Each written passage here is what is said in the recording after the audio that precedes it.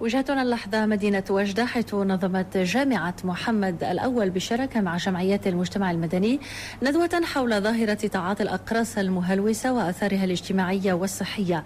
عدد من المختصين شاركوا في هذه الندوة التي تضمنت شهادات لأشخاص أدمنوا استعمال هذه الأقراص بهدف التوعية والتحسيس.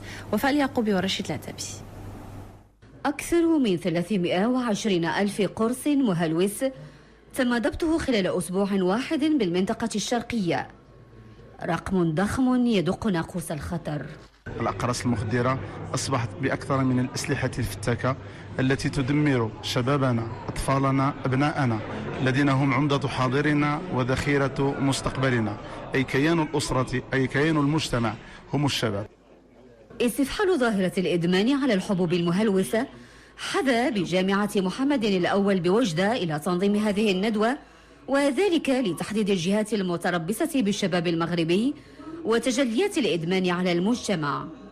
نتكلم عن ظاهرة اجتماعية جهوية محضة اللي هي ظاهرة الأقراص المهلوسة، وكما تعلمون تم حجز أكثر ما يناهز من 320 ألف قرص خلال أسبوع واحد، بمعنى 320 ألف جريمة. بلد مهدد، فنحن جميعا هنا رسالة توجه للجميع من أجل الوقوف لتلمس عن كثب مكامن الخلل، مكامن العيوب التي يستوجب أن نستدركها حتى لا نكون عرضة لما يوده الآخرين من أن يمسوا بالنسيج الاجتماعي المغربي.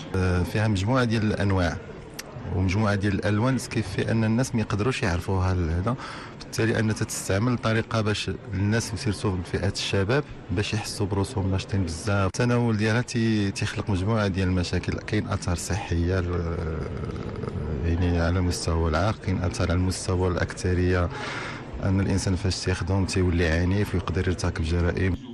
نظرا للأضرار التي تسببها الحبوب المهلوسة، كان الإسلام واضحا في هذا الباب.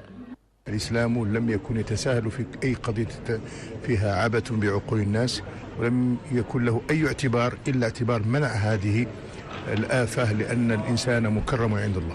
كاين شي ناس كيدخلوها على جهة الحدادة. ضحايا هذا النوع من المخدرات كثر، وحمايتهم رهينة بتضافر جهود كل القطاعات دون إغفال دور المجتمع المدني.